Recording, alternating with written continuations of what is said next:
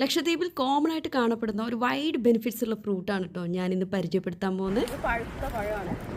ഇത് ഓപ്പൺ ചെയ്ത് കാണിച്ചു തരാം. കാണുന്നില്ല. ഇതാണ് നമ്മുടെ ഇവിടുത്തെ എന്നല്ല, ഇതാണ് നോനിപ്പഴം. ഇവിടെ അത്യാവശ്യം നല്ല രീതിയിലാവുന്ന ഒരു പഴം, ഭയങ്കര കോമൺ ആയിട്ട് കാണുന്ന പഴമാണ്. ഇതൊക്കെ കോസ്റ്റൽ ഏരിയയിൽ മാത്രം കാണുന്നതാണ് കൂടുതലും.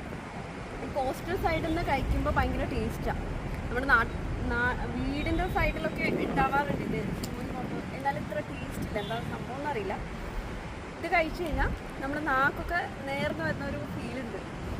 അപ്പോൾ പണ്ടൊക്കെ പറയുമായിരുന്നു ഇത് കഴിച്ചു കഴിഞ്ഞാൽ പെട്ടെന്ന് ഓത്ത് കിട്ടുമെന്ന്. നമ്മൾ ഓതാൻ പോകുന്ന പിള്ളേർക്കൊക്കെ നല്ലതാണ്.